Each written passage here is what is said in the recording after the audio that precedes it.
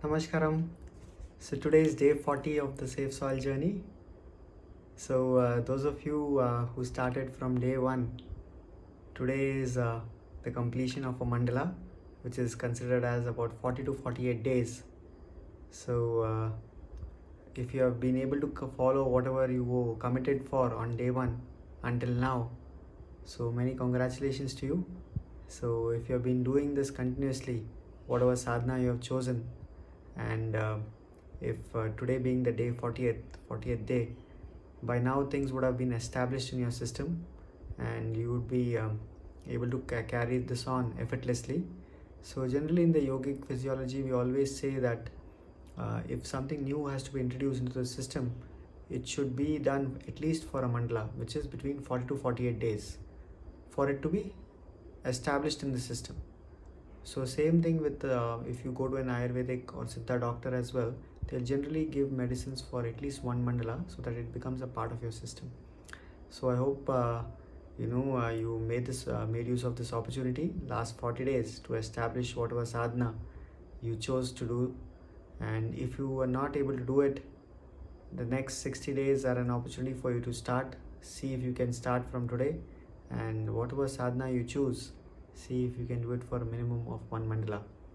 So tomorrow being Amavasya, I just thought that we could share some more insight about how Amavasyas and Pournamis can be made use of, because these are very powerful days where there's a natural upsurge of energy in the human system.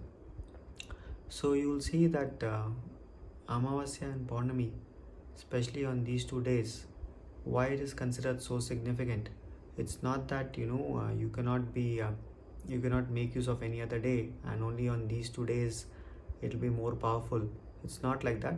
For a person who's committed and who's focused, every day could be useful to make for their spiritual growth.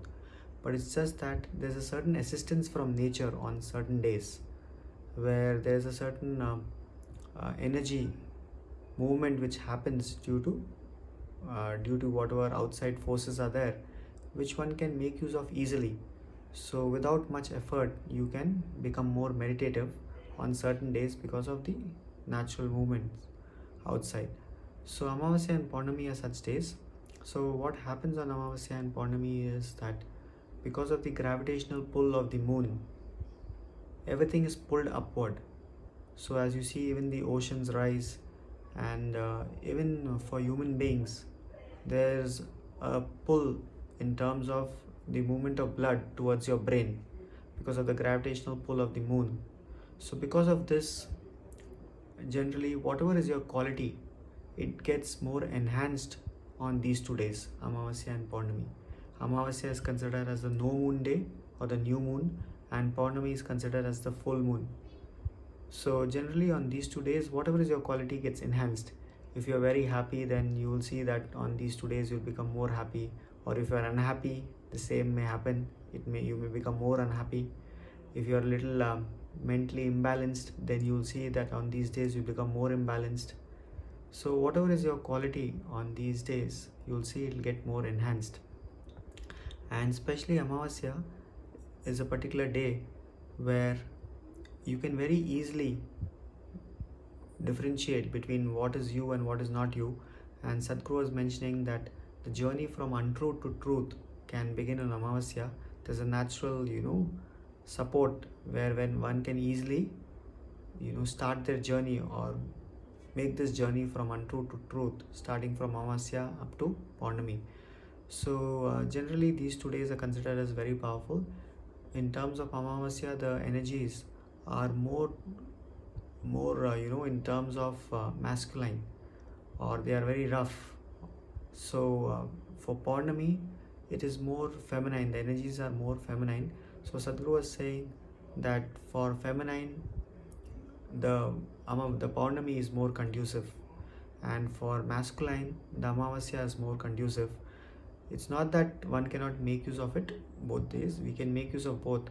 But he was just mentioning that if you're looking for well-being, then Pournami is more conducive.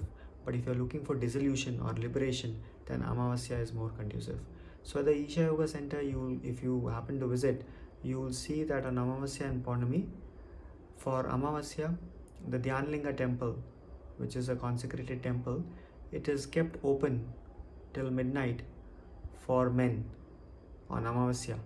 So only on Amavasya, generally the temple closes by around 9:30, 10, but on Amavasya it is kept open for another 2.5 hours, so that people can spend that time in that space and make use of the natural movement of energies which is happening, the upward movement of energies which is happening in the system. So on Amavasyas it is kept open for men, and on Pournamis it is kept open for women to spend more time in the temple. So generally these two days, as I said, Amavasya is more conducive for the masculine energy.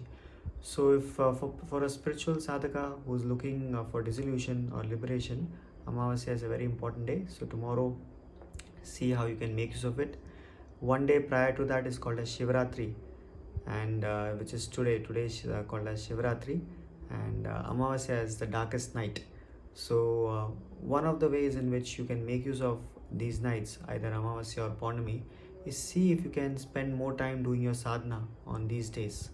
Especially if you do your yogic practices, if you spend more time, whatever sadhana you have learned, whatever yogic practices you have learned, see if you can spend some more time.